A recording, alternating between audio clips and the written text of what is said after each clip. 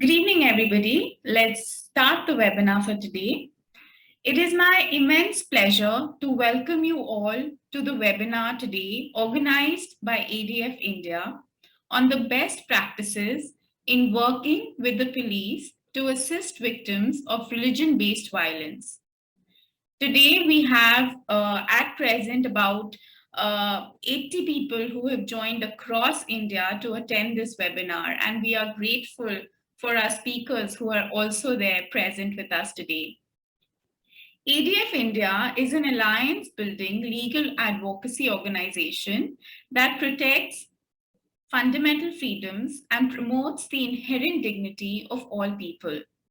ADF India, through its 15 legal aid centers, provides pro bono legal services and conducts legal awareness trainings in the areas of constitutional rights and duties. I am Anushri Bernard, an allied lawyer with ADF India, and I'm your moderator for today. In recent times, religious and other communities, including Dalits, Adivasis, as well as women in India, have been facing increasing discrimination, violence, and abuse throughout the country for various reasons. However, on several occasions, people from such backgrounds have also faced immense challenges in lodging their complaints to the respective police stations, as well as many failed attempts at registering the FIRs against such violence.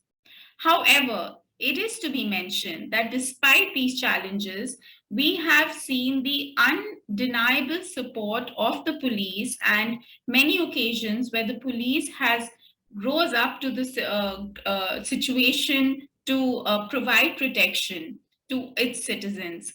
And one of such incidents that I would like to share with you would be an incident that occurred in Gandhinagar, Gujarat in the month of February this year, where a meeting was taking place in a building where a lot of people, mainly from the Christian community, and many church leaders and ministry leaders were attending the same meeting, and suddenly a mob of over 150 people gathered around the building and disrupted the building.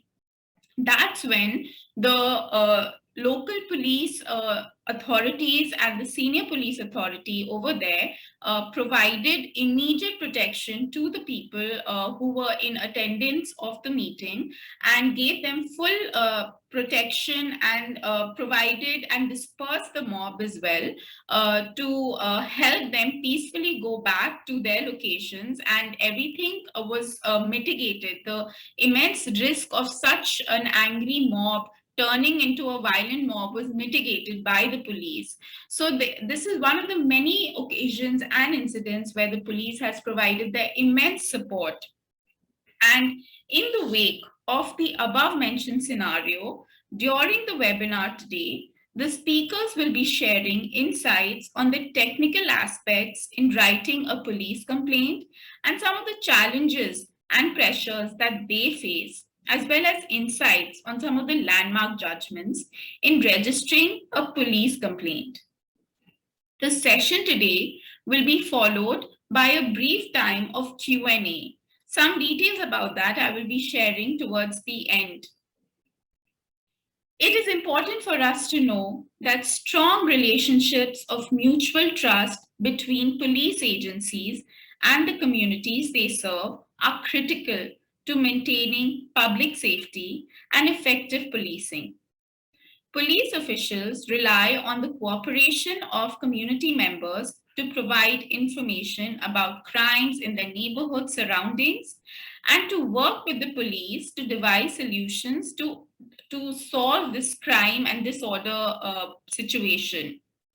Similarly, community members' willingness to trust the police depends on whether they believe that police actions reflect community values and incorporate the principles of procedural justice and legitimacy.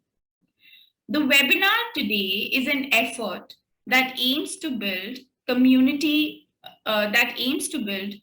community relationships by addressing ways in which the community can work alongside the local law enforcement agency to respond to violence based on religion or belief.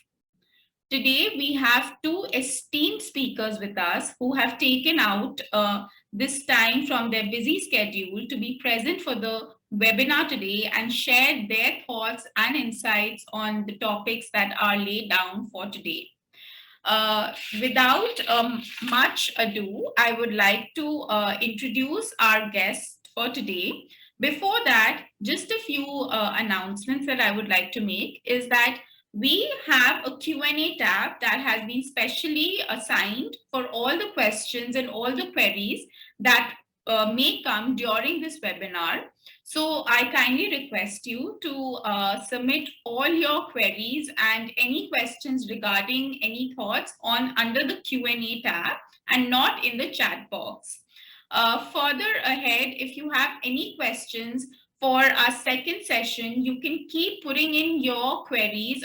In fact, for both the sessions, keep putting in all your queries in the Q&A tab, and we will answer those questions once the session is over. So without much delay, I would like to introduce our first speaker for today, Mr. Anto Alphonse. He is an IPS officer from the AGMUT 2008 batch. Sir Anto has been the Deputy Commissioner of Police of Dwarka District, North District, and the Central District in New Delhi. Sir has also worked as the SP in Pondicherry and in Arunachal Pradesh, and Sir is currently working with the central government.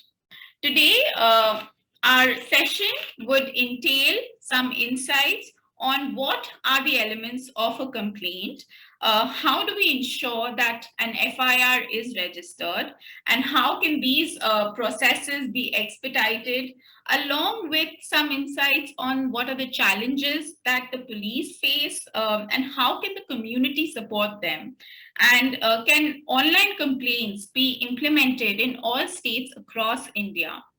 Thank you so much, sir, for joining us today. And now I would be requesting you to take this session and share your thoughts on today's session. Thank you so much, sir. Thank you. Lordship, with your permission, I'll start this one. Respected Lordship, Jimmy and Anushri, and the rest of the participants who are part of this webinar. It's a privilege for me to be part of this webinar and provide a perspective from the side of police about not just the heading that you have designed it in such a way that like it is religion-based violence. I would say that anybody who's, I would like to talk from the perspective of any victim who is a victim of crime. There is no differentiation between the religions or caste or community as such. So I like to, with this small note, I would like to, I believe my voice is clear now. It's better. Yeah. Yes, sir. Yeah. Yeah. So with this small note, I would like to start my small presentation, and I'm just sharing my presentation. Is it visible now? Yes. So this is a so we have 5 points to cover. I'll go by one point from point number 1. What are the elements of the complaint, and what can we do if the FIR does not include all the details of the mentioned in the complaint, and if sections involved are weak. So you must know that a complaint has certain elements and components to it. Though CRP specifically does not define what is a complaint, what we police see as a complaint is that, like, if the complaint, anybody can give a piece of paper, whatever written there, to the police station, But what from a police perspective or from the cognizable offense, from the CRPC 154 CRPC perspective, what is seen is that if that complaint that comes to police, is it cognizable? If it is cognizable, it is to be registered. So from that, if we look for certain elements in it, so a complaint must bear a proper date and time, and then it should properly addressed, and we should understand that a brief headline would help complaint. Basically, the what kind of gist of the complaint could be put it on top. And if you know who's the name, accused names and other details, if you are able to mention, it's well and good. Even if it is not there, it is fine. Secondly, the most important aspects that I would like to emphasize is that the 11 W's which you should focus on. Any complaint which is to be taken as a cognizance of, if it is an offense, it is a cognizable offense. Majority of the offenses are covered in IPC, whereas there are various other special laws and acts which also take cognizance of an offense. So in that way, the ingredients should focus on these 11 W's that I would say. So the first W is what the complaint information, what complainant wants to convey to the police. And the second W is in what capacity. For example, the person who's complaining may not be the real victim of the crime, but he may be a witness to the crime. That is enough for the police to take cognizance of this complaint.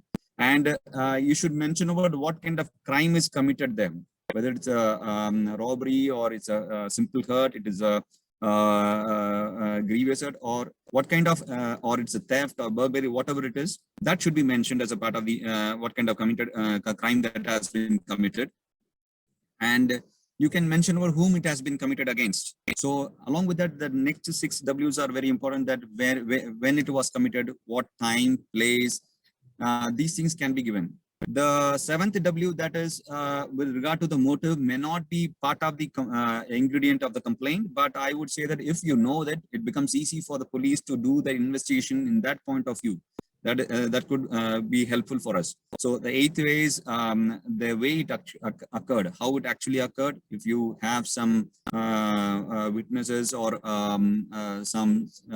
you can see the CCTV cameras, how it went about, you can narrate that incident in such a way. And along with that, the witnesses that you can mention it.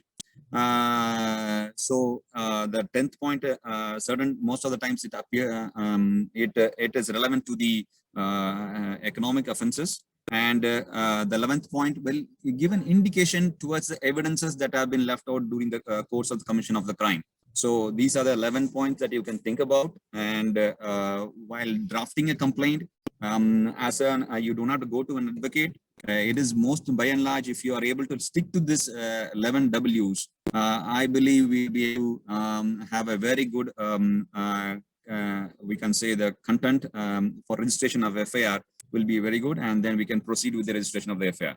So these are the 11 W's you can think about it while drafting complaint. Next point I would like to emphasize is that weak sections are invoked. There is often there is a complaint that weak sections, a particular offense you have mentioned about, for example, if a theft has happened or a burglary has happened. Burglary is your house breaking. A person has come inside the house, broken the house lock, and he has come inside, committed an offense, and he has gone back. Whereas you don't know the technical term of burglary. Those people who are not involved in investigations do not know the technical term as burglary. So what you might have just say it as a theft, but still the police officer may take advantage of it, and then he may just register it in terms of in the theft sections rather than the burglary sections. Still, it is very much possible in the course of the investigation, if you know that he has registered in a weak sections, you can still go and represent yourself either to the same police officer who is investigating the offense, or to the station house officer who is the SHO of the station house in charge of the police station. Or even if he is not able to address your grievances, you can further go to the higher up the level, to the SP, DSP, and even to the IG and DG. High up the line, you can approach them and you can have your sections changed, or you can have your sections added to it. So you can say that what is the, how does a case progress through? The first case, when a case is being investigated by the police and up to the trial, there are around 4-5 stages to it. The first stage is the complaint, you give a complaint, that is complaint processing stage. The next stage is that registration of the complaint, that is FIR stage. The next stage is that then investigation stage. That is like the investigating officer based on the complaint you have given, the first document that you have given, and along with that, he'll search for certain witnesses, he'll inquire about, examine certain witnesses, he may interrogate certain suspects, and he may go looking for clues for certain evidences, forensic evidences, or certain electronic evidences, so that he can make the case from your perspective as per the complaint stronger in the eyes of the court. It will he'll try to enhance the evidentiary value of that case that has been registered. So while he is investigating the case, this is the third or fourth aspect of the stage of the case. And after the investigation of the case, he files the charge sheet. Mostly, if we have different kinds of final reports, but I would like to right now stick to one aspect of it. That is that you have given a complaint, he has registered the complaint, and then the next stage is the investigation of the complaint, and finally he files a charge sheet. And after the charge sheet is done, the court takes cognizance of the offense and a trial is conducted. So after the trial is conducted, the sentence has been ordered by the courts to the accused persons. So these are the different stages of the case that your case will be going on. So in that way, any stage at any point of the time in these stages, if you want to add further sections to it, there is no denial or there is mana nahi kar sakte, police ki taraf se mana nahi kar sakte. So you have to approach the different avenues. You can even approach the Hon'ble court also in this matter. And the second point that we are going to discuss is about how we ensure that FIR is registered. If the local police station or the SP does not respond, what can the victims do next? This is a very valid question nowadays. Most of the time we are there are a lot of complaints against the police response to the complaints. When a complainant is reaches a police station, so he is often not entertained with the complaint that he has brought to the police station, and rather he has been denied to any kind of registration of the cases also. So I would like to mention that as per the CRPC's mandate, we are bound to register the complaint if your complaint is a cognizable offense. So it has to be a cognizable offense so far. So as per this, I just mentioned certain CRPCs, so that you can just, in case if you go to the police station, if you are not reading redressal, you can just mention it there. So they may think that, okay, fine, you have to address it. And the second aspect of if your police station is not listening to you, you can always again approach the senior higher up the level. There is a DSP who looks after the 2-3 police stations supervision. He is in charge of 2-3 police stations. He supervises 2-3 police stations, so you can approach him. Or up above him, we have the SP, or what we call in commissionary systems, we have call them as DCPs. So you can approach them, the senior officers. I'm very sure that if these avenues you'll get addressed. Still, if you're not able to get your issues sorted out, you can always go to the courts. As the courts, the CRPC says that 156 CRPC gives the powers to the courts to register the case. If the police is not registering the case, the magistrate can direct the police to register the case. So that's what it is. And so magistrate, he can take cognizance on his own the as per the section 200 CRPC also. So the question here is like, to go to a magistrate again, to register a complaint, to go to the court and doing the 150 under 156 CRPC, bit of advocates or attorneys assistance may be needed. That we have, I would like to mention here that the Indian courts, Indian judiciary has come to our rescue. They have set up legal aids in every district. So that is there are available, free legal aid is available. So you can enlist some of the advocates who are enlisted, part of the DLSA, that is legal service authorities, and then you can further move ahead. And this 200 CRPC I have mentioned, and The third point I would like to mention,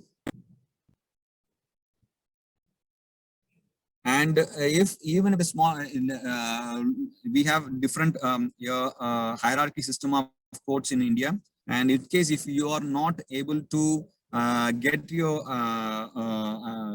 redressal done at the lower courts, you can always approach the High Court or Supreme Court. We have the writ of mandamus, which are mandamus, which is mentioned in Article 226 or Article 332 of our Constitution. So in that way, when you approach the higher courts, also you may get the your FIR done, FIR registered at the courts, FIR registered at the police stations. And the point number 3 that I would like to mention was about how can the registration of the FIR be expedited. So there is no as such any procedure to get it expedited. I would say that it is a it's a very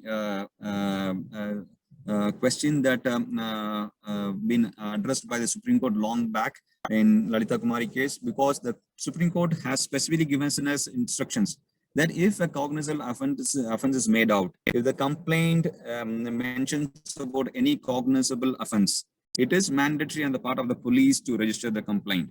So if you look into the Lalita Kumari judgment, specifically the court says that there is a possibility of small inquiry into the complaint. You can do a basic inquiry, and if looking at the complaint, it is a prima facie. If it's a cognizable offense is made out, the court instructs us that we should register the case, and the copy of the complaint should be given to the complainant.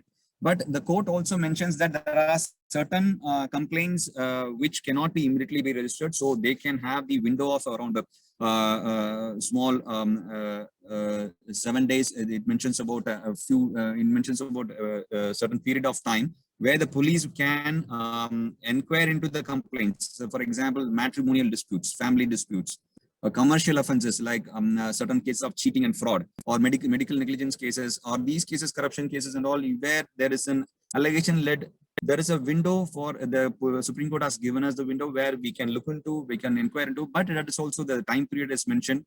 So if it is a cognizable offense, prima facie, so you have to get the case registered. Otherwise, if there is if this complaint falls into these kind of categories, as you mentioned in the slide, you can read it. You can the police can take some time to inquire into the complaints, and then later they can register the case. Even in sometimes what we see in Delhi is that, like, if there is not only in Delhi, in various other states we have seen the cases in terms of economic offense cases, frauds and cheating, immediately does not get registered, and they may take much more time to get registered. But I would say that to redress that, if you have some grievances regarding your complaint is not properly addressed, you can always approach your seniors. Again, you can go back to the previous steps I mentioned, that is 156.3 Crpc. That approach you can take it, and so finally the case can be registered. And the point number 4, what are the challenges that the police face, how the community can support them? I would say that the challenges the police face is our own society. You need to see that, like, the police attitude is the first biggest challenge that we have.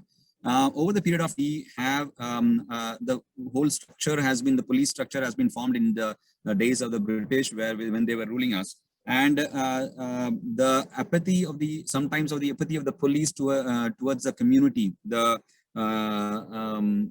people, the public, and the complainants, it's pathetic, and that is the main important challenge that I see.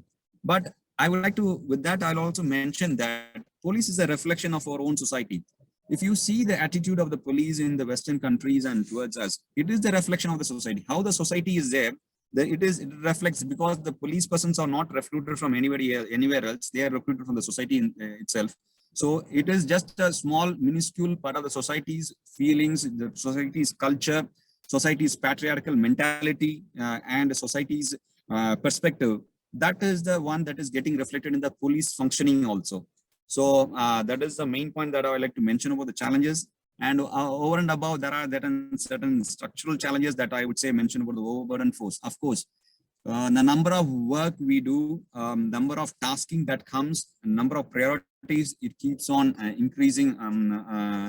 Keeps on increasing because, for example, the registration of the case is important and initiation case is important. But in case if in a police station or within a district, the law, if a law and order issue happens, then law and order becomes priority number one than the investigation. So there is an aspect of it. And the second aspect is the shortage of staff. In case of usually the police ratio, public ratio is counted as one of the best indicator of how the police functions. Because in India, if you look into the per lakh population, that you can check it up, it's comparatively quite less. And then the infrastructure, logistics, and finally relation between the police and the public. Nowadays, the police aspect of police functioning is changing. It is more nowadays emphasized. The community policing is emphasized more, and we are moving the right direction, I believe. And still, I believe that this police-public partnership should increase more and more, and so that we'll have better results and better addressing of the complaints. And so this is a thing that I've explained here, not much. And police accountability, I've mentioned it earlier also. And how the police, how the public can help in the police. The police can be helped by the public in many ways, as I have said, like right from the complaint, the stage of the complaints. So if it is not addressed, don't leave them. You can keep on going and meeting the police officer again and again, and till you register the case. If it's not addressed, go to the next level. So by keeping yourself updated or legally aware also, it helps you, so that you can help the police more accountable to what it is supposed to do. That is the most important thing. Second thing is that during the investigation, even after during the investigation, it may be your case, it may be anybody's case. If the whole aspect of this CRPC that is based is that if it is a crime is committed, it is not crime that is committed against that person. It is committed against the society and the state.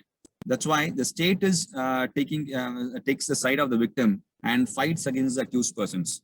So you should also see it from the perspective of that perspective only. If a crime is committed, the community should be being in the front, can help the police in assisting, taking evidences or giving some witnesses, statements, whatever they have seen, rather than that, okay, why should we get involved in this kind of cases? There is always a kind of a mentality within our community to take a back seat and not being going forward into the various legal processes. So that would be the community can come forward and assist the police in various, if there is some kind of information about the criminals staying in the area, that can be also be kind of good assistance to the police.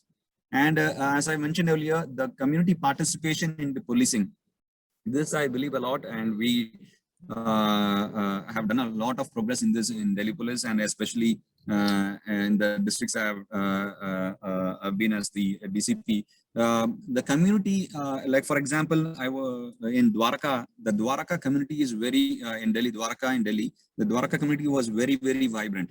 They used to come up with the issues, and they themselves, have been walking shoulder to shoulder with the police during the COVID times. I have seen them working a lot along with the police, and we did we were able to do a lot of good things to the society by working with the community. So I believe that by in whichever area you are present, you may be a member of a market welfare association, you may be a member of a resident welfare association, get along with the police and harass them, and or you can bring in some kind of problems, project some problems to them. You can bring in some kind of solutions to them. You can give some ideas to them. And or even, for example, if you are a resident welfare association, in the four corners of the street, if you are putting up your CCTVs and you can making a kind of a gated community setup, that itself is a kind of assistance to the police that you're giving, because you are reducing the crime rate in the area by putting up the security measures. So active participation of the community in community policing initiatives will be much welcome. Will be much welcomed by the police. And I would like to mention here that every policeman is a citizen of the country, and I believe every citizen of this country is a policeman who is not in uniform. So with this, I would believe that like we'll be able to go forward. And the point number 5, can online complaints be implemented in all states? It is very much possible, and most of the states have taken up this aspect of registration of online complaints. So let me come to the Delhi model of registration of complaints. For petty thefts, for motor vehicle theft, there is no need for you to go to the police station to register the complaints. We have a Delhi police website where you can go and you can log in your complaint there. You can register a FIR online. Again, I'm repeating you, the petty thefts like pickpocketing or small 379 theft that falls under section 379. There is no need to go to the police stations. And even for the motor vehicle theft, there is no need for any kind of going to the police stations. So it becomes easy. The things have been made easier, but I believe much more it can be made easier. And one more thing, if you are a victim of cyber fraud, the Ministry of Home Affairs has opened up a website where you can register your cyber complaints. So it gets processed, the cases are registered. In certain cases, the accused, most of the cases, the accused are caught. And many other cases, you will see that after you might have gone through, even one of the participants might have gone through some kind of online fraud, where your bank balance accounts has been swiped away, the balance has been taken away. And this kind of things, like the recent circulars from the RBI Finance Secretary also, that helps us to return the get the money back, your money back. If the FIRs is registered, the cyber complaints have been. So in that way, MHA has come out with the portal, cybercrime portal, that you can register and it can be easily addressed. But it is still a long way. There are various aspects to it, but India is getting more urbanized.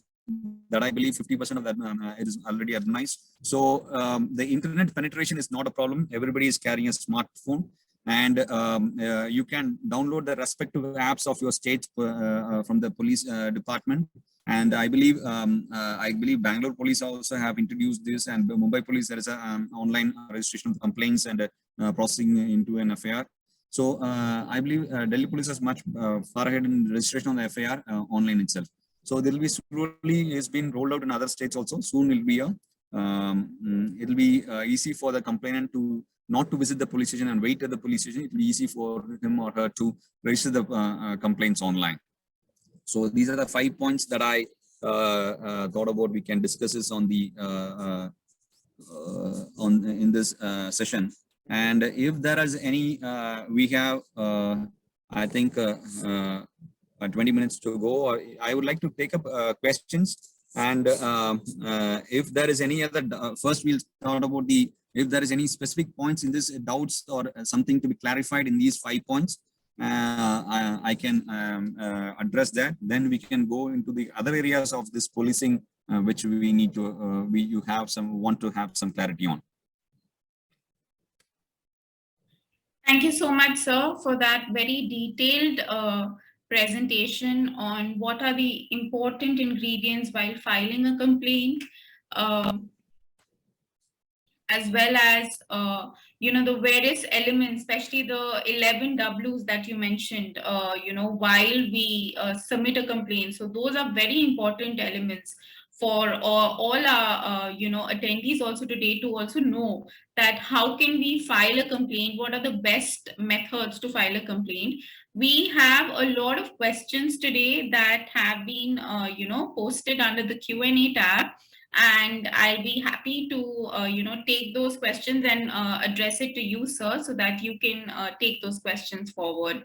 So to begin with, just based on your presentation, somebody has asked that if if you could mention about what happens if the police refuses to take a complaint, and if there is a total inaction on part of the police. Yeah, okay. And I've already mentioned this one. If your police refuses to take the complaint, you can. There is not just police. It's not a wholesome definition. There are different police officers at different levels. They are there, and if the IO is not in the investigating officer whom the complaint addressed to, the police station is not taking the refuses to take the complaint, you can always approach the session house officer, and there are various other inspectors who are also present at the police station. You can address to them, and you can get the case registered. Even if the police station is not encouraging much, then you can always approach the senior police officers, and even the police department as such, it's not responding. You can always approach the courts, and courts can give a remedy to this refusal of taking complaints. So second, I think the second total inaction of the police also, which I don't agree. Total inaction, it depends on the contents of your complaint. If the content of the complaint is cognizable, and then it will certainly it has to get registered. Next, anything more important, madam? Yes, sir. There are. We have almost close to 19 questions, but I'll in positive time, I won't be taking all 19, but I'll ask you some other important questions that have been asked by our attendees today. So another question that has been asked is that, is there a particular time frame by when the IO has to file a charge sheet, and if there is a time frame and there is a delay, then what are the options? So CRPC mentions about the these aspects, like by and large, I'll just tell that it is 60 days and 90 days. So heinous crimes, we have to file the charge sheet by 90 days, and then by within 60 days, it is a for other offences it is 60 days. So, but the investigation it is like it is the mandate. This is certain investigations do take much more time than this. For that, they go for the filing of the initial charge sheet, and later they will be filing the supplementary charge sheets later. You can, one of the person has asked, our church in Sultanpur, UP was attacked, and then pastors and beliefs of the church accusing filed. The case has been filed against the pastor in this one.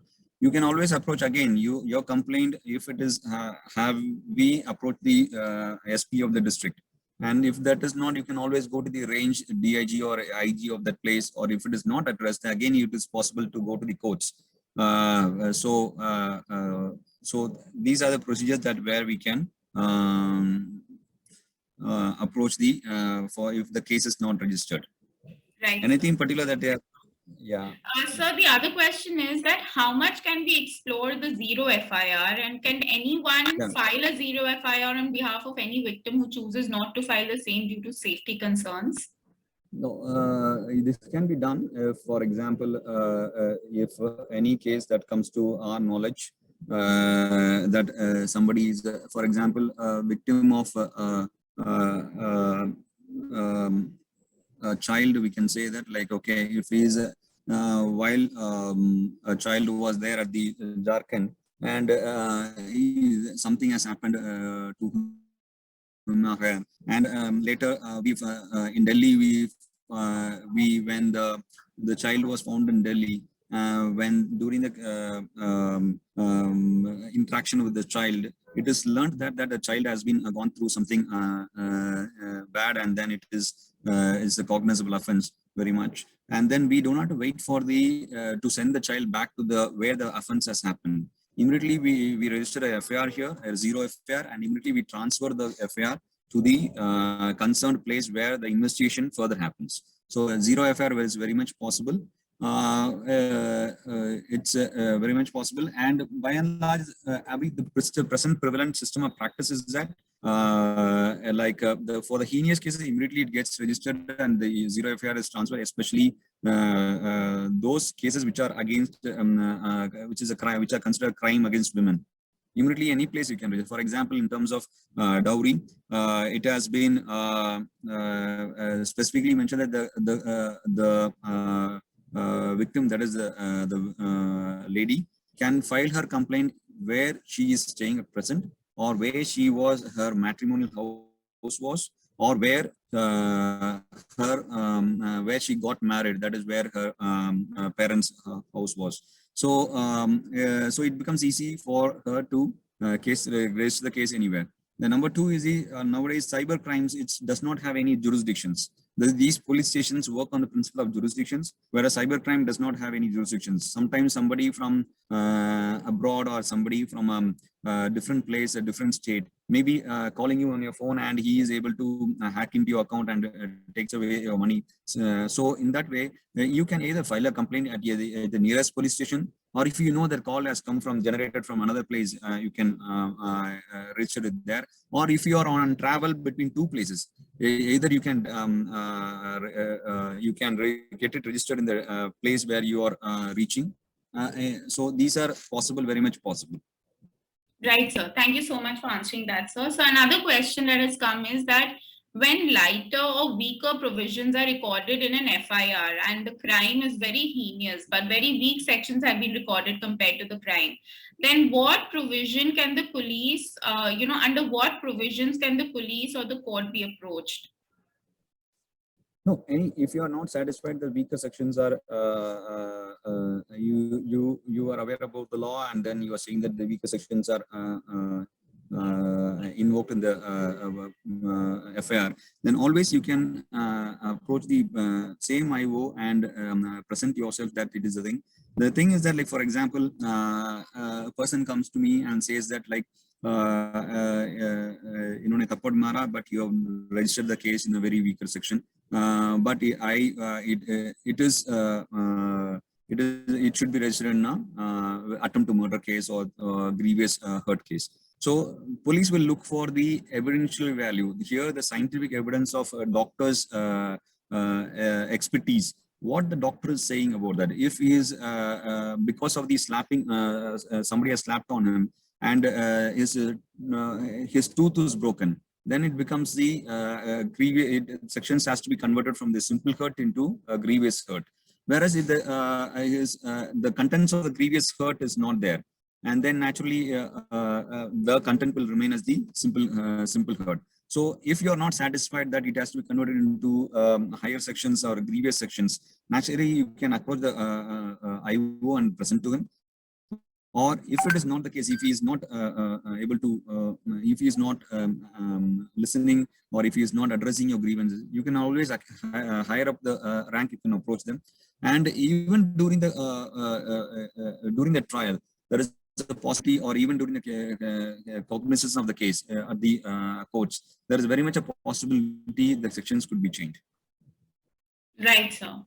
Thank you so much, sir. So another question is that, in villages, many times the police officers are unwilling to register an FIR. So how do we ensure that, the FIRs are registered in such cases? Do we send it by, speed post? Is that an acknowledgement enough for registering? What are the options available?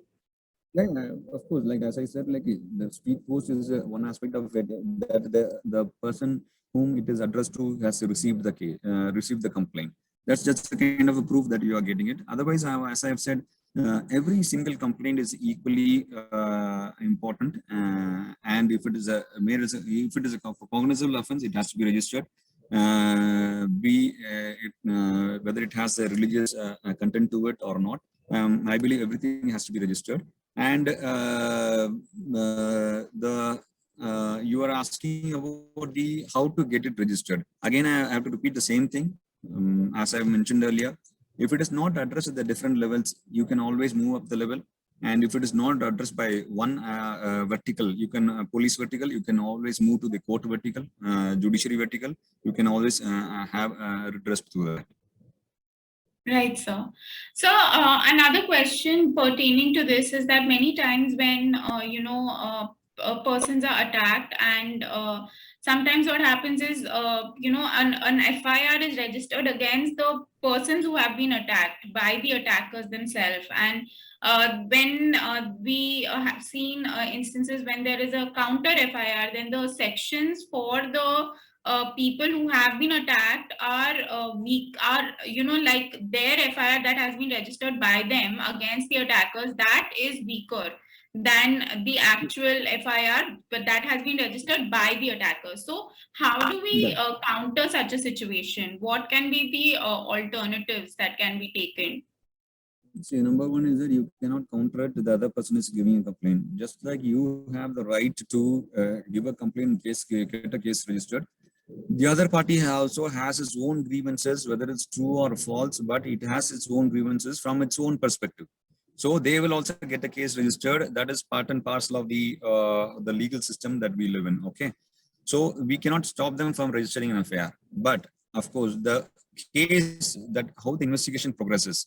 If you feel that the sections are not grievous, sections are weak from your side, the complaint that you are given, the cases that are registered are not strong, you can always approach them. And the second aspect to it, there's the you can again coming to the aspect of like how the whole thing spanned out. There are various evidences that will come into play. There are CCTV evidences, there are witnesses, there are people talking on the phone, some recordings and everything. All these things will come into play, that how it actually played out. Which side of the party, which party one was wrong, party one was wronger. So those things will come into part of the investigation process. And in the investigation file, those things can be summed up, and finally we can have a conclusion that, okay, what has happened. Number two is the second question you were asking me is about the how we counter the other party. If the other, we cannot do what the other party is doing. I believe that you can have a proper redressal if you are able to present it properly, and I believe if you have truth at your end, it will finally prevail. Right, sir. Thank you, sir. So, based on your presentation that you made, and one of the points that you highlighted was to increase the public participation with the police. So, sir, what can sorry, how can we increase it, and what are the ways that we can increase this public police participation to build more confidence in the community, and vice versa? Can you hear me? I think we lost her. Hello? Not able to hear her properly. Hello? Yeah, now we can. So am I audible? Yes, sir. So another question is that how can we increase the public police participation? As you mentioned in your presentation that, we need to have a stronger community and police participation. So what are the various ways and what are the methods that can be implemented to increase this and to build a mutual trust between the public and the police? Yeah, one thing is that there are various schemes in the different polices, state police or be it a commissioner police. We have different schemes. There are something called Friends of Police in Kerala, and in Tamil Nadu we have something like that, and then in Delhi we have police mitras. Like the different states have different aspects of community policing, where the avenues of public getting engaged or interact with the police at different levels. And there are something called Thana level committees, where the prominent persons or welfare organizations like resident welfare organizations, market welfare organizations members being part of the Thana level committee, they sit and discuss, or a month, they have a monthly meetings. And then there is a district level committees where the DCPs and other important members of the district meet and then discuss over the problems and the solutions that are possible solution. So these are the things that we want the community come and participate in this kind of meetings. The second aspect of it, you don't wait for the police to come. I believe that the community should be in forthright and in bringing out a lot of ideas, because sometimes we as officers and being in a government servant, India mein aisa hai, like once everybody wants to become a government servant. Once he becomes a government servant, there is a lot of lethargic and what kind of lethargic attitude against the working for the people. So the community should not be should not accept this. The community should come forward, meet them, speak out their grievances, and if they have some solutions, tell it out aloud to them. You can be voiceful in that, and so that it becomes the police can sit and listen, or any department or any bureaucrats or any for that matter will take recognition of your participation that is happening. For example, simple example I will give you that there are various things that happen. The Market Welfare Association in North Delhi and in was quite initially there were few thefts that had happened. So initially we deployed certain police officers during the night to prevent the thefts, but still it was not because every single square feet we cannot deploy one single police station, one single police person. You need to understand this. The population density, the population is so large in India, we cannot police each and every square meters of this land. For example, I'll tell you, in Dwaraka subdivision, I had 400 police personnel, to be precise, 425 police personnel.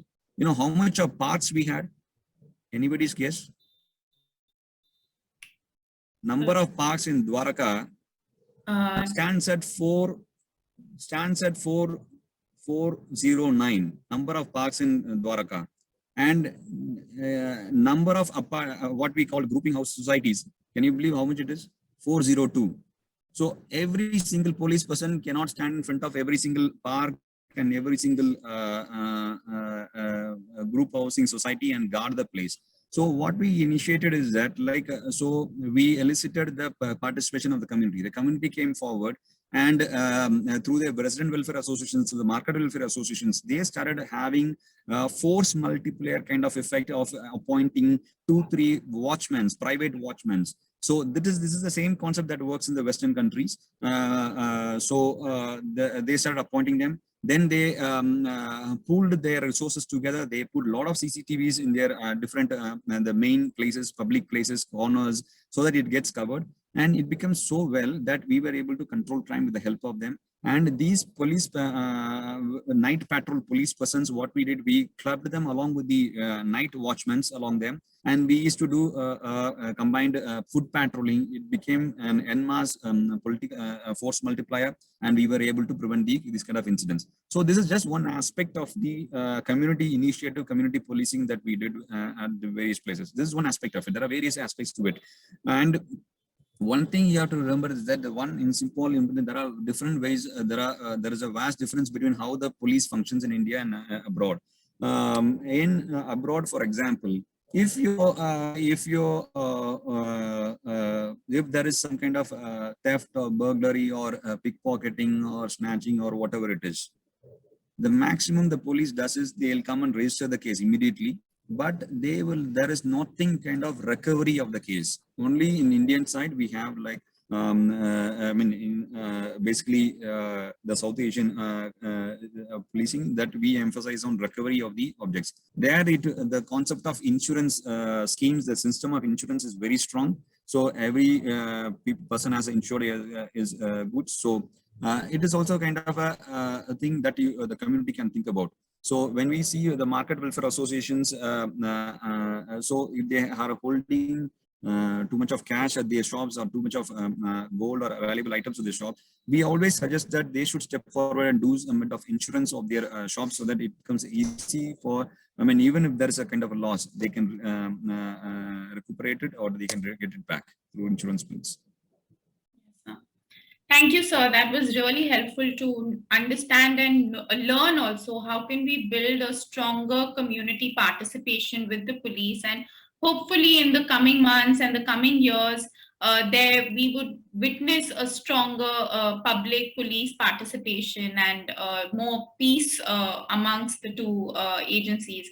So on this note, sir, I would like to end the session on the law enforcement session agencies, and now I would request our second speaker, sir, to take the platform and discuss about the next session that we have on the judicial perspective. Before that, I would like to introduce our second speaker for today. We are honored to have with us Honorable Justice John Michael D. Khanna, who has served as a judge at the High Court of Karnataka and also as a district judge, had convicted former Tamil Nadu Chief Minister Jai Lalita in a disproportionate assets case in 2014. Sir has retired from service after serving as a judge of the High Court for around 4 years. Hailing from Mangalore, Sir had begun as a lawyer in 1985 and was selected to the post of district judge in 2002. Sir had served as a district judge in several districts and also as the secretary to Chief Justices, Registrar General and Registrar, Vigilance of the High Court prior to his elevation as a judge of High Court on November 14, 2016. We are honored to have you amongst us, sir.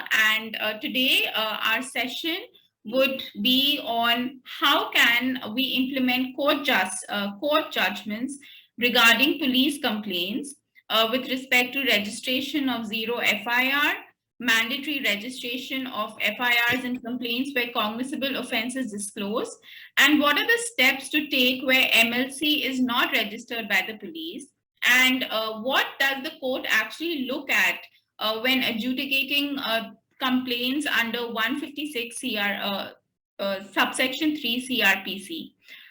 Over to you, sir. Thank you, Jimmy, and good evening to all the participants. Of course, I'm just recovering from a severe cold, therefore the sound box is not working properly. Hope I am quite audible to all of you. Yes. Now this is my first acquaintance with the ADF. I think, to tell you frankly, I was quite intrigued by the topic selected for this discussion. I think that is also expressed by Mr. Anto.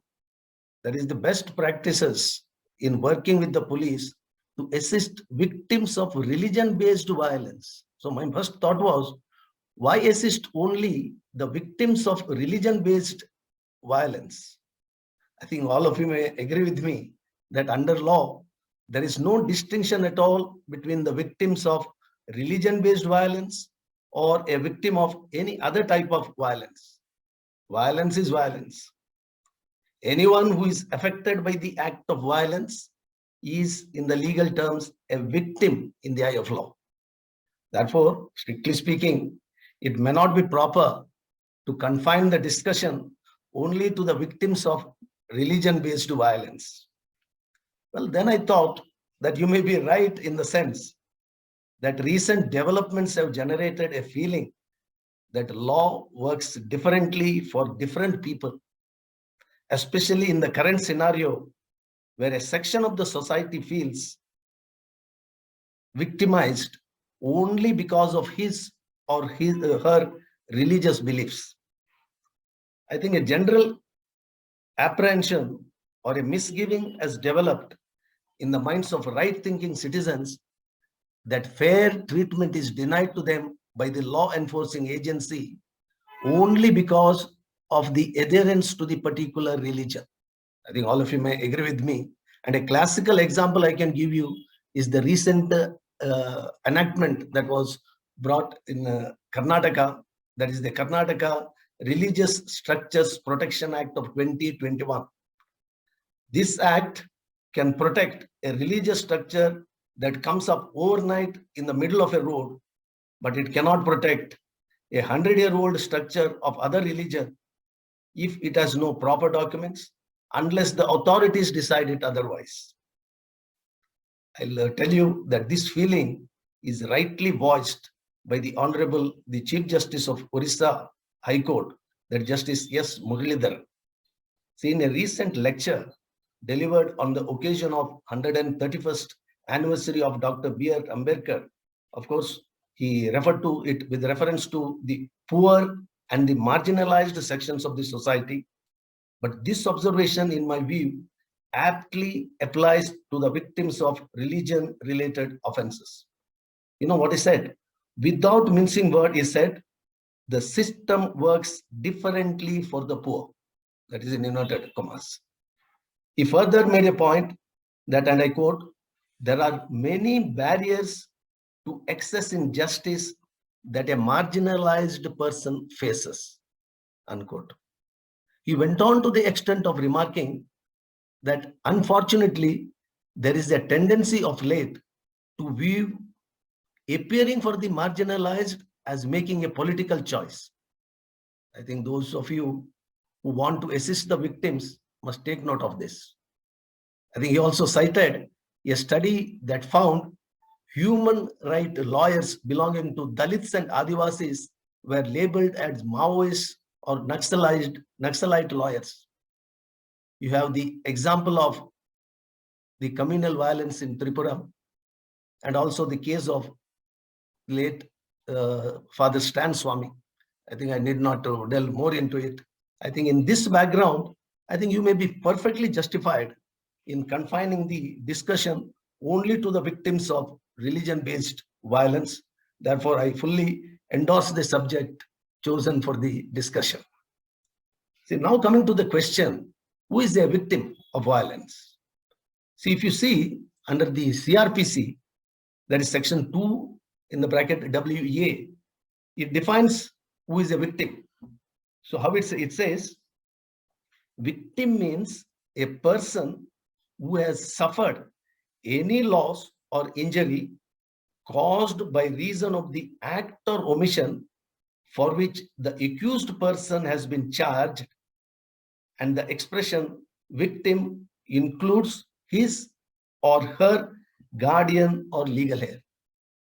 So I think this is a very expansive definition. As per this definition, any person or his legal heir who has suffered loss of life, loss of limb, loss of property, loss of reputation, loss of honor, loss of livelihood, I think all these persons can be termed as victims of offense or victims of violence. But you should know that in our justice legal system, that such victims or his or her legal heirs have no place at all. As I think as the advocates or activists, all of you may be knowing that in every incident of violence or in every crime or an offense, there are primarily two victims. One is the state. Second is the de facto sufferer, the real victim. As the basic jurisprudence tells us that any offense is committed, any violence is committed, it is an offense against the state. Therefore, the state is pitted against the accused. The state wants to see that the accused is brought to book, he is punished. State is not concerned with the victim. And therefore, the victim has no role to play at all in our criminal justice system, be it at the stage of investigation or at the stage of the prosecution. Investigation is conducted by the police. It is the exclusive domain or the prerogative of the police. Police can conduct the investigation as they want. No court can, even though court have got supervisory power, no court can direct them to investigate in particular way. No court can direct them, you file the charge sheet in this particular time. They can take their own time. That is the what you call procedure we are having, because it is the entire what you call prerogative of the police to investigate. And when it comes to prosecution, it is the prerogative of the prosecutor. He is the representative of the state who conducts the case. Where is the role for the victim? Now we say that we argue all these things, we discuss about the assisting the victim. In our legal system as we have today, victim has got no role to play at all, either in the investigation or in the prosecution. The only provisions you can see is under section 301 of CRPC. That and 302 also, where sometimes the court, you can seek permission of the court to conduct the trial. That is also for minor offenses, court can give, not for the heinous offenses or for the major offenses. Otherwise, under section 301, the only assistance or the victim is conferred with the right only to assist the prosecution. Assist means what? Assist means he can assist the public prosecutor. He cannot cross-examine. Whatever he wants to say, he has to say to the public prosecutor. Public prosecutor may put it across or may not put it across. He can, at the most, submit a written arguments. But what is the use if the necessary evidence is not brought on record? If necessary suggestions or cross-examination is not done, what is the use of this kind of assistance? Then there were some amendments. And later on, a right of appeal was given to the victim under section 372 of CRPC. But even this right is an illusory, because if this material is not brought on record, evidence is not there, all the witnesses are hostile, what are going to do by filing an appeal? See, all these things, this was the situation, this was the fate of the victim in our criminal justice system. But I think there is nothing to lose heart, even though that is the system what we are having. I just explaining to you, because the subject that what we have chosen is the judicial perspective. That is the perspective in which how we can assist the victim of a crime. A victim is the real sufferer, but his cause nobody can take up within the legal framework. But recently, I think one decision has come, and that's what I want to highlight, and I want to impress upon all the activists, all the lawyers. If at all you are serious about giving any assistance to the victim of course, mainly this maybe I'm concentrating on the religion-based violence, I think this is one decision you must take note. I think that would give us a lever. That would give us some tool now, at least to enter into an arena, both into the investigation arena, into the prosecution arena. I think all of you might have what you call read this judgment, or at least you might have come across this judgment, Jagjit Singh versus Ashish Mishra, alias Monu. Of course, this was decided by the Honorable Supreme Court on 18/4/2022. I think, but for this decision, I don't think there was anything for us to discuss. I think this is it has given some kind of a very significant judgment, has given a ray of hope, at least to the victims. See, in this case, the facts all of you may be knowing the facts of this case, where the farmers were engaged in the protest against the farm laws that were enacted by the center. And after protest, when they were returning home, I think the accused, he drove the vehicle into the crowd, into the mob, killing 4 of the farmers. And then in the aftermath of it, 4 more persons died. Then there were more than 10 or 12 farmers who sustained severe or grievous injuries. And the main accused is sought for bail. The Allahabad High Court grants him the bail, and there, on behalf of the victim, and counsel was appointed.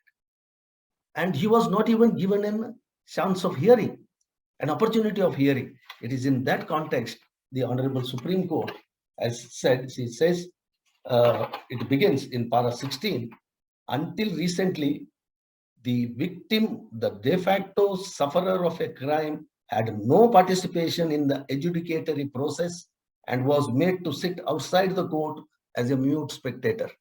That is the place which was assigned to him. Then it goes on how since then the law has changed. How the commissions had made, various commissions had made recommendation. How the other countries had given or acknowledged the right of a victim to participate in the adjudication process.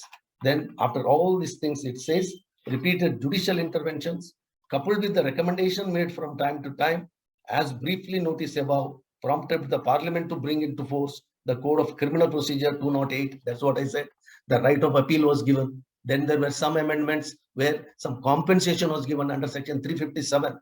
The victims were given the right of compensation out of the fine amount. Only those fringe, what you call, some provisions were made. But now the Honorable Supreme Court, and it is not a force of law. What it says is, today the rights of an accused far outweigh the rights of the victim of an offense in many respects. That's a reality. All of us are concerned to safeguard about the human rights of the accused, but not the rights of the victims at all. There needs to be some balancing of the concerns and equalizing their rights so that the criminal proceedings are fair to both. Then in para 23, this all of you have to keep in mind, it cannot be gainsaid that the right of a victim under the amended CRPC are substantive, enforceable, and are another facet of human rights. The victim's rights, therefore, cannot be termed or construed respectively like a brutum fulmen. We reiterate that these rights are totally independent, incomparable, and are not accessory or auxiliary to those of the state under the CRPC. See that the extent of the right that has been conferred by the High Court for the first time. Fortunately for us, when we are discussing about this subject, the Honorable Supreme Court proceeds. The presence of the state in the proceedings, therefore, does not tantamount to according a hearing to the victim of the crime. So even if the state conducts the case, that does not mean that victim has participated in it. It says a victim within the meaning of CRPC cannot be asked to await the commencement of trial for ascertaining his right to participate in the proceeding. I think somebody asked a question to Mr. Anto, is that if in the FIR or in the charge sheet, offense, charge sheet is filed for a lesser offense, FIR is registered for a lesser offense, in fact, the higher offense has taken place. What is the remedy? Remedy was there. Remedy was there under law, under section 319 of CRPC. He has to wait till then. He has to enter the witness box. Then speak about the facts. If these facts made out the ingredients of a higher offense, or it disclosed the participation of other accused, then the court could implicate another accused or could reframe the charge. So that stage was there. Now it says you need not wait till then. But the Honorable Supreme Court says he or she has a legally vested right to be heard at every step post the occurrence of an offense. This has to be underlined if anyone who wants to espouse the cause of the victims, especially in the present day scenario, as you feel that we have been sidelined, we cannot be heard at all. Here the Supreme Court has said that your right commences from you have got a vested right to be heard at every step soon after the occurrence of the offense. That means the victim now has been given a right to interfere, even at the stage of filing the FIR, even at the stage of hearing before the charge, even at the stage of the trial, any stage, because that it says vested right. Post the occurrence of an offense, such a victim has unbridled participatory rights from the stage of investigation till the culmination of the proceedings in an appeal or revision. What more is required? We are fully armed now. So far, at least, I think if at all we expose some, because I think here is a judgment. Here is a judgment for us, which can certainly help us. We may hasten to clarify that victims and complainant or informant are two distinct connotation in criminal jurisprudence. That is another difference you should know, because here also just now we said the complaint. We don't lodge complaint before the police. That FIR and a complaint are two entirely different things. In an FIR is registered based on the information given. It is not a complaint. It is in first information of the commission of a cognizable offense. That is, it is not a complaint. Complaint is always given to the court, to the magistrate. That's why complaint is defined. If you see that a complaint is defined under section 2D. Complaint means any allegation made orally or in writing to a magistrate with a view to taking action under the code that some person, whether known or non-person, has committed an offense. So the complaint we file, what is really means a complaint under section 200 CRPC. Whereas an information or a FIR is under 154 CRPC. That is the beginning, the starting point of a criminal case. The first information that he receives, he is bound to record. So therefore, that informant need not be a complainant, he need not be a victim. Now, if some occurrence takes place, Now someone barges into the church, this one church during the prayer meeting, and there is a commotion, and you are kept inside, confined in the hall, or there's an arrangement to set fire. Then some third party lodges a complaint. Lodges a, what you call it? He lodges a, gives an information. So he is an informant. He is not a victim. Victims are here whose property is lost, whose life is in danger. They are the victims. So therefore it says that is, so that difference also you should, any advocate should know that difference. Information under FIR. What is the 154 wants is that information has to be registered. No police officer can escape from it. He is bound to register. I'll come to it. So then we may hasten to clarify that victim and complainant or informant are two distinct connotations in criminal jurisprudence. It is not always necessary that the complainant or informant is also a victim, for even a stranger to the act can be an informant. So anybody can lodge information. Now, for example, you see a dead body, you can immediately inform to the police. Whether you can register an FIR, that is different thing, because to register an FIR, that information must disclose the commission of a cognizable offense. Now, a person can die because of any reasons. He might have died a natural death. Death may be accidental. Death may be suicidal. Death may be homicidal. He might have killed by an animal. We do not know. Therefore, just that information does not lead to a first information. If the information that you give, that what we call it is discloses a cognizable offense, then he's bound to register it. He cannot avoid. He has no other option. That is the law. It is. So therefore, what the Supreme Court has said, that you are victim of the offense. He can interfere. He can intervene at any stage. So therefore, this important decision, I think you should keep in mind, is constantly, and of course, the Supreme Court further says, the Indian jurisprudence is constantly evolving, whereby rights of the victim to be heard, especially in cases involving heinous crimes, is increasingly being acknowledged.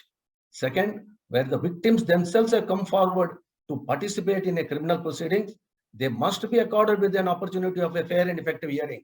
So therefore, if the FIR is not registered, if the charge sheet is filed for a lesser offense, here is a decision which says that you seek participation, and if you go and participate, court is bound to hear you.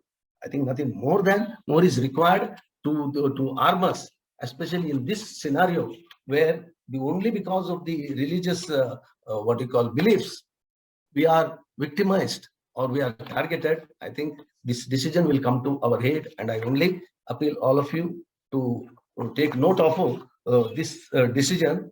At the same time, I would also request you to take note of another observation made by the Honorable Supreme Court, which may help you in your functioning of your, as most of you are claimed to be, or at least are interested as activists. See, that is in Shakti Vahini versus Union of India, where the Honorable Supreme Court says, once the fundamental right is inherent in a person, the intolerant groups who subscribe to the view of superiority class complex or higher clan cannot scuttle the right of a person by leaning on any kind of philosophy, moral or social or self-proclaimed elevation. I think this is a decision you should keep in handy, especially when you espouse the cause of the victims who are the victims of the violence on account of the religious offenses. I hope I'm clear with this, what I wanted to convey to you.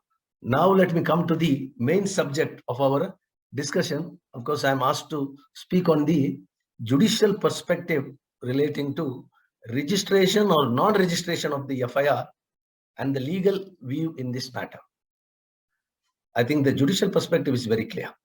I think I've also touched it as I was explaining to you. The settled law is that if the information given to the police discloses the commission of an offense, the police are bound to register the FIR. And I already told you the distinction. I think that distinction, essential distinction, you should make about the information and a complaint. A complaint is always, for example, a complaint is made only to the magistrate with a view for him to take action. And magistrate will take action only if that complaint discloses the facts constituting the offense. Therefore, when a complaint is filed, the complaint is generally filed under section 200. If that, now the judge, what he can do, the magistrate, by looking into the complaint, he can either take cognizance or he can reject the complaint. When he can reject the complaint, if that complaint does not disclose the facts constituting the offense. That is the requirement. Otherwise, if he thinks that, of course, I don't want to take cognizance, I do something else, I will come to it later about what the other remedies they have got. Whereas in an FIR, registration of an FIR, that is dealt with, if you see that section 154, that very chapter is worded as information to the police and their powers to investigation. It's not a complaint to the police. It is an information to the police.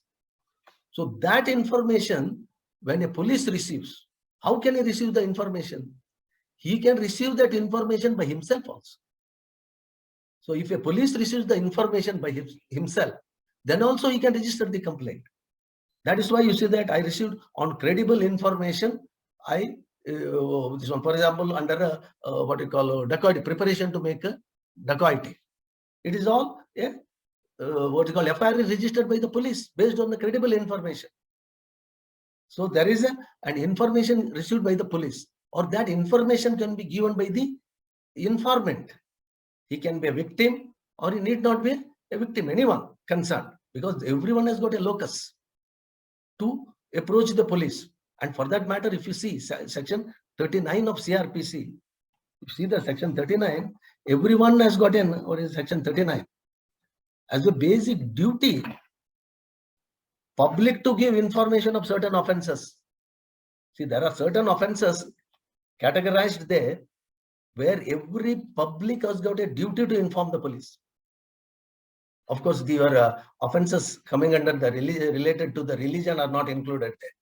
So that if an offense, I think person concerned or affected only has to give information. Otherwise, everyone has got a duty to give the information. And the police, if that information is secured by them, by themselves, they are required to register the FIR. Or that information can be through an oral information also. If an orally goes and informs the police, that need not be written complaint. Section 154 says, then the police have to reduce it into writing, read it over to him, take his signature, then record the substance of it in a register kept in the police station. It is not a station house diary or a general diary. It is a separate register called FIR register. When he enters there, then only we call that an FIR is registered. So the source of registration in the FIR is, as under the section 154, is his own knowledge, the information the police receive. Then only they can register the FIR. Secondly, oral complaint, oral information, or a written information. Even if a written information is given, then also he has to enter the information in that register, take the signature. Those formalities are necessary. I think there is one decision of the Honorable Supreme Court of 2013, which says that whether it is now of course we have come to online complaints and even complaint register, that signature may not be of that necessary, but reducing into the substance being entered in the register is a must. Then only we can say a complaint is registered. Therefore, the question arises, what you call this zero complaint. I think zero complaint means I think you don't find anything in the CRPC, anything in the judicial precedents. It is a complaint what the police register when the information is relates to an offense committed beyond their jurisdiction. Therefore, they don't give a crime number. But if you see, the entire law on the registration of the FIR is dealt in a constitution bench decision, that is Lalita Kumari versus State of UP, 2014, part 2, SCC page 1. If you see there, they have detailed considered about how the FIR has to be made. And there it has been explained. FIR means when you assign a number to it. See, the problems will arise if this 0 in one state, you register it, or in one police station as 0 FIR. If in another police station, if a regular FIR is registered, which is the first information? Always the information that is registered first is called as the first information. That is why it's called as the first information. Once an FIR is registered, police gets the jurisdiction to investigate. Otherwise, you cannot investigate at all. Now, which is the first information? 0 FIR is first, or the regular FIR is first? Therefore, I would say, as the law stands, you should always assign the number. Then it becomes the first FIR. Then if it is not, when you investigate it to find out you don't have jurisdiction, you have to transfer it to the other police station. And that's exactly what happens. For example, when the police are on patrolling duty, they search a person. He is found with the what you call narcotic substance. Now, regular police have no jurisdiction to search. They cannot register the FIR. What they do? They transfer it to the jurisdictional police station, just like that. So an FIR, but the law is very clear. Law of the FIR, as section 154 says, when any information is given to the police, what he has to do is written there. He has to reduce it into writing. It can be oral information, whatever it may be. It may be his own knowledge. It must be reduced. That is what we call it FIR. And the law is that FIR must be registered when an information relates to a cognizable offense. If it does not relate to a cognizable offense, or if it's doubtful, then the police can hold an inquiry. That is limited to whether this complaint is true or false, or whether it discloses the crime, not to find out whether it is true or false, not that kind of inquiry. So then you can hold inquiry. And likewise, as Mr. Anto also pointed out, in Lalita Kumari's case, they have said that there are 5 types of offenses where inquiry is contemplated.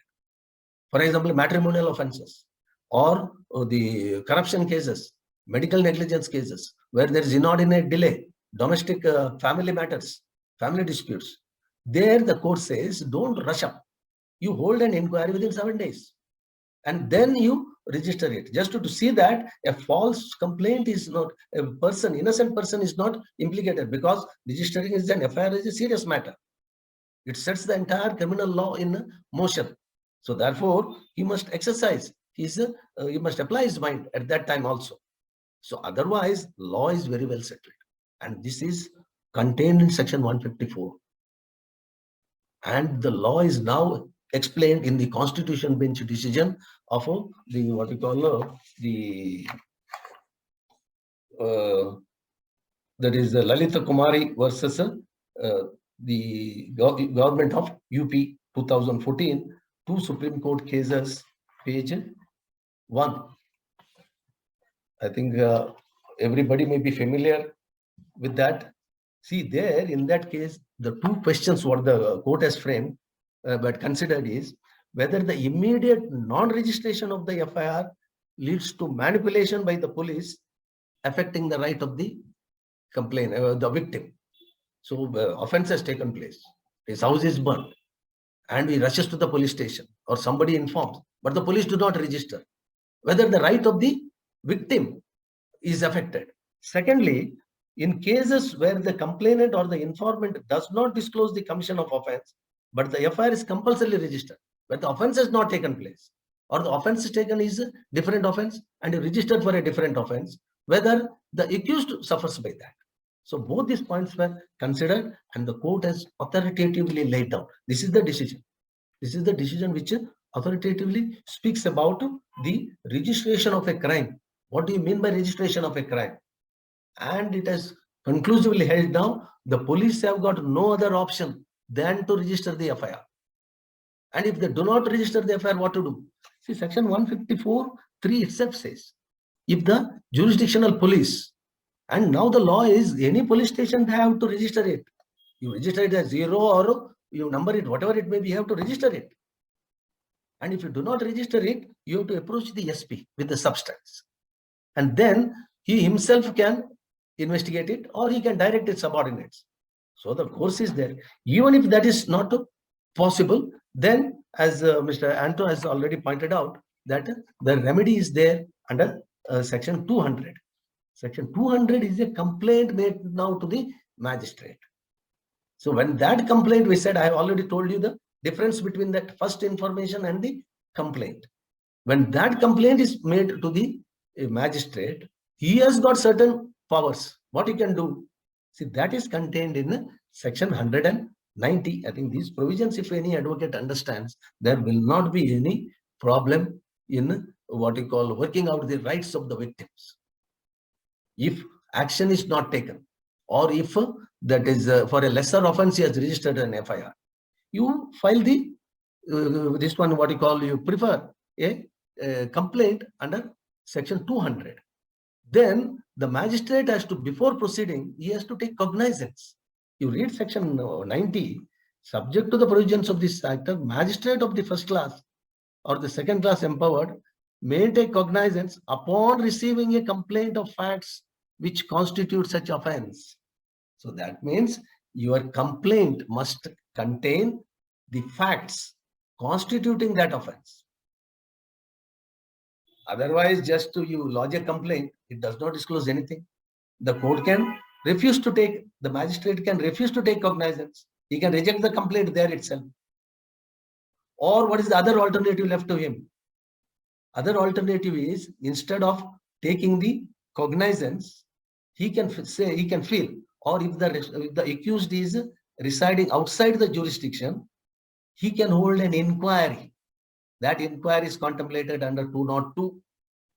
That means he has not taken cognizance, but he holds an inquiry. After holding inquiry, he takes cognizance. That is the next course.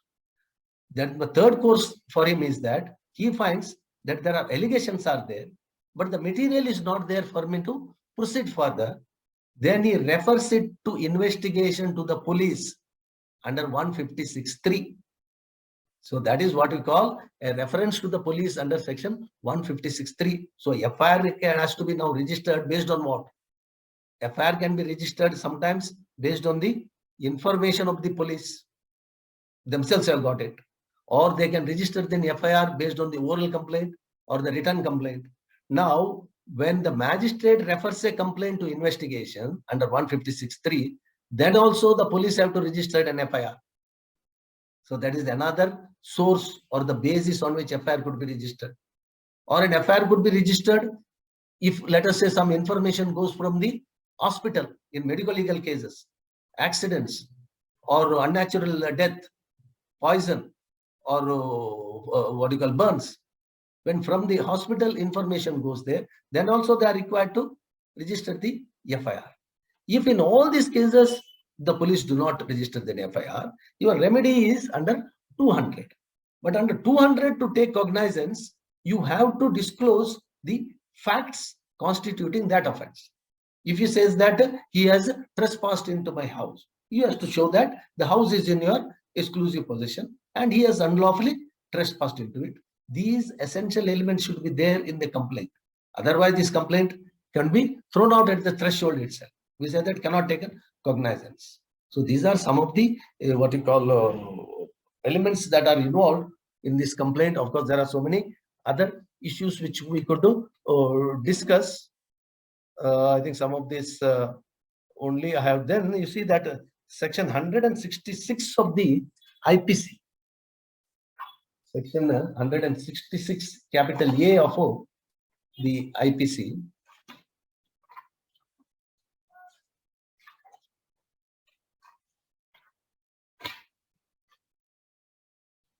public servant disobeying the directions under law.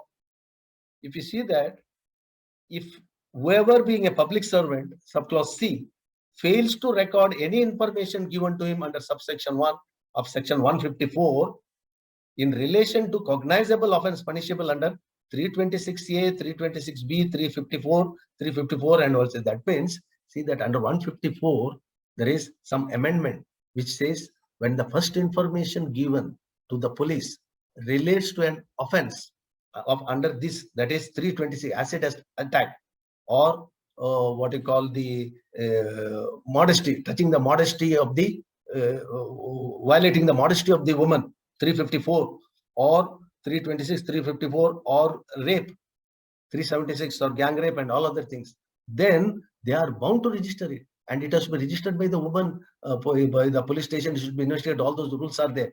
If it is not done, this section says even that police officer could be prosecuted. But such provision is not there in respect of the offenses relating to religion. Offenses relating to religion, I think chapter 15 or so, section 295 to 298. 295 to 297, all are cognizable offenses, except 298. So if it is a cognizable offense, if a complaint is given, the police are bound to register it. If they do not register, our remedies, what we said is, under 155(4), the higher officer, you can go it. Even then, you can go to the, you can file a private complaint and take it to the logical end. Even if it is not possible, still during the stage of trial also, under 319 stage also, that remedy is available to us. But now the decision says you need not wait till then. Even the moment the occurrence takes place, you can participate. You can participate in the investigation. You can participate in the trial and prosecution. Right of appeal is already given. So therefore, there are abundant provisions now or avenues now for the victim to vindicate their rights. And in that perspective, I think any person who is interested in espousing the cause must approach. I think that's what I want to share with you. I do not know how far I have been able to communicate or convey to you the ideas, because time is short. The subject is quite vast, but anyhow, I try to summarize and explain to you as brief as possible. Yes. Thank you so much, Honorable Justice Sir, for sharing such important highlights of how a complaint can be registered, and especially highlighting the difference between a complaint and an FIR, and under the circumstances under which an FIR can be registered, and highlighting some of the important landmark judgments that can be used to ensure that speedy justice is taken. So we have some questions that have been posted under the Q&A tab, and we have another 15 to 20 minutes to go, and we can, I'll be happy to address those questions to you. So. Yes. Sir, one of the questions is that if a religious place or a building is attacked or demolished without any genuine reason, how can somebody proceed to file a case against it? See, that is a demolition. If it is a criminal complaint, if you want to proceed against them, saying that unlawful trespass or use of force, then of course you have to make out a cognizable offense under which provision you fall in.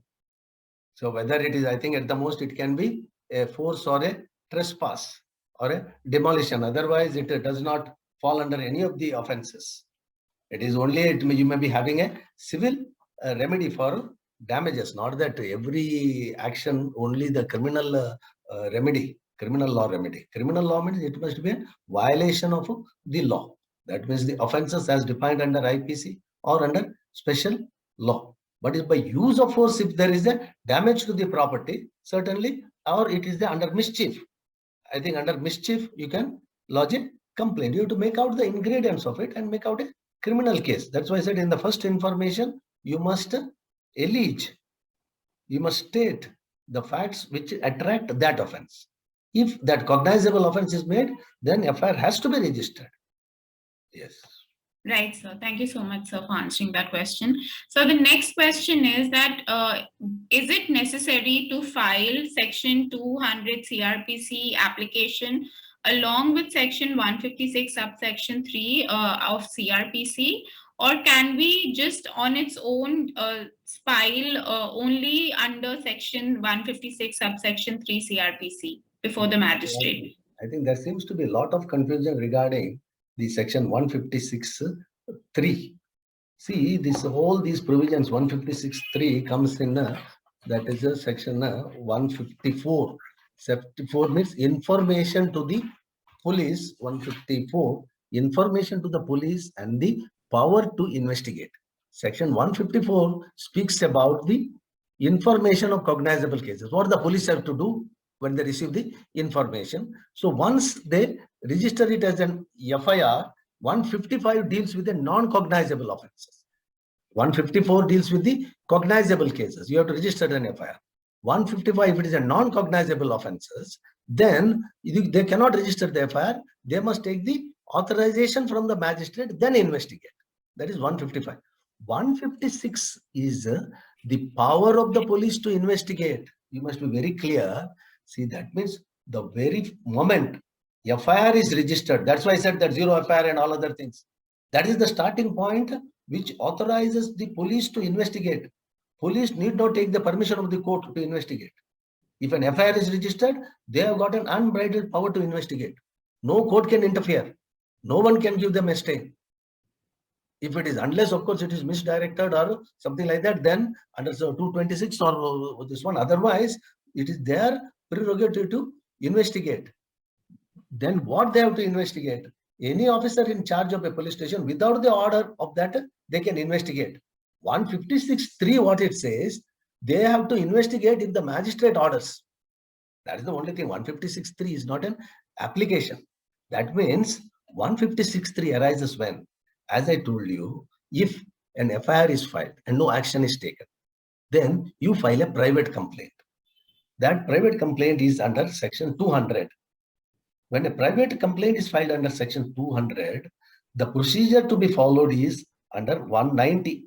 That means before proceeding, he has to take cognizance. Cognizance means what? He has to take judicial notice of it. So when a private complaint is filed, the magistrate has got a certain course of action. What he can do? First course of action is he can look into the complaint.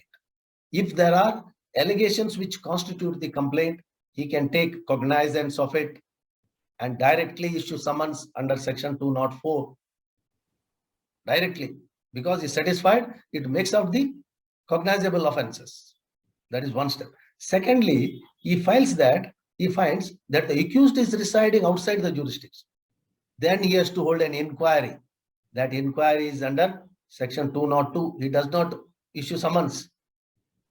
Third stage, he says, he looks into the complaint, but what he feels is, instead of he going inquiring into it, instead of wasting time on it, it is better ask the police to investigate it. Then he issues a direction or refers the complaint to the police to investigation.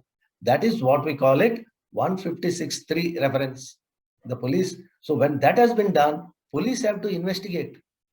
How do they investigate? They first register the FIR, then they investigate, then they file a report before the very same magistrate. Then the magistrate takes cognizance under, that is under 190B. See, you see that section 190, a magistrate can take cognizance based on the complaint. 190B says he can take cognizance based on the police report. So this is the police report. Otherwise, in ordinary process also it comes. So otherwise, based on, he can take cognizance on based on his own information. If an offense commits in the committed in the court, magistrate can take cognizance without an application. So therefore, 156.3 is, that is, he can, when a complaint is filed, that he himself can refer it to the police. See, here there is some confusion because there is Priyanka Srivatsava's case. I think most of the advocates may be knowing it. So what that Supreme Court has said that in that case, Priyanka Srivatsava's case, I think that citation, I don't know whether I'm having it. Priyanka Srivatsava's case, I think it's a very popular case where the Supreme Court has given a direction. That is, when the application is filed or a complaint is filed under section 200, then you have to swear to an affidavit. And regarding the facts alleged in that, just to see that false and frivolous complaints are not filed. So casually don't invoke the jurisdiction of the magistrate. Secondly, it says that before filing a complaint under 200, you have to first make a report under 154 to the police. Then only you can file a private complaint. But those two conditions arise when? That is, when you make a complaint and in the complaint, you make a specific prayer to refer the complaint for investigation under 156.3. Then you are required to comply with these two preconditions. If in the private complaint, filed under 200, you simply say that I want the court to take action against the accused, to take cognizance. Then you are not asking to refer the complaint. If the court by itself refers it, that's a different thing. You have not asked it. If in the petition complaint, if you ask for the prayer, specific prayer, the magistrate may please direct the police to investigate it. That means your prayer is to refer it under 156(3). If that is the prayer you have made, then the Priyanka Srivastava's case says, then you have to swear to an affidavit. You must first exhaust the remedy before the police. You must first file a FIR, lodge a FIR. Then only you can invoke 200. So that difference is there. That I think anybody should understand it. We have clarified that position in number of the cases. And if you read Priyanka Srivastava's case, I think para 27 or so, is very clear on that.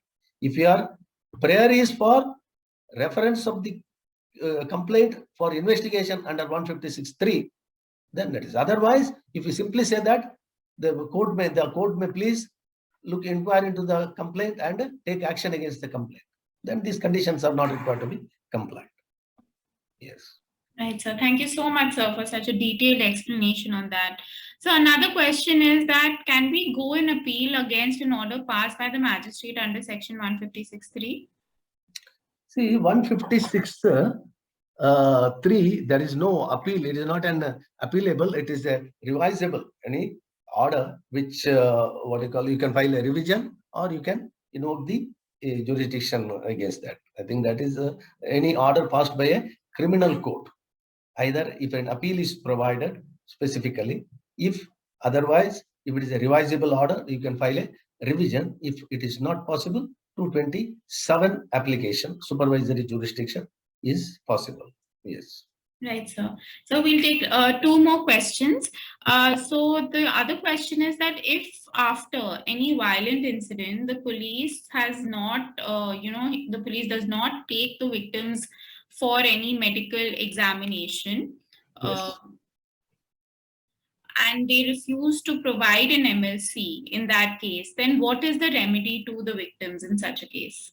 That is, if they do not take to the victim, of course, then he himself has to get admitted in the hospital. But if the FIR is already registered, generally, I think it is done. Generally, they refer the victim to the medical examination. I think that is not possible. Otherwise, only remedy is he himself has to get himself admitted to the hospital and see that that information is sent to the police. Right, sir. So the last question for today is that what is the remedy for a criminal case in which the complainant, who is the third party, does not present himself to the court during the prosecution, despite there being foolproof forensic certified CCTV proceedings, including social media videos? It's Section 258, because when the complainant does not appear, the complainant itself can be dismissed by the court. I think that is it is contemplated under the Act itself to power to stop proceedings in any summons case instituted otherwise than the withdrawal of the complaint, non-appearance of the death. 256. If the summons has been issued on complaint and on the day appointed for the appearance of the accused or any day subsequent, which the hearing may adjourn, the complainant does not appear, the magistrate shall, notwithstanding anything herein contained, acquit the accused unless for some reasons it may proper to adjourn it. So he can dismiss the complaint, acquit the accused, unless he feels that it could be adjourned to a further date. So that's provided under the Act itself, the rules. Yes. Right, sir. So thank you so much for taking out your time to speak today at the webinar and sharing such important information about, how to register a complaint, register an FIR, and also answering all the questions. We are honored to have you today, sir, with us, and so are the participants. On this note, I would like to extend my vote of thanks to our speakers. Anto, sir, has already left due to another engagement. However, we also would like to extend our appreciation to sir as well Of course, we are more than honored to have Honorable Justice Dikana with us to share his thoughts and such important information on what steps can be taken, on such violence. So thank you again, everybody, for participating today. We greatly appreciate your patience for the entire webinar, and have a good day. Thank you. Yes, right. Good day, good day. Yes. Thank you so much, sir. Yes, so thank you.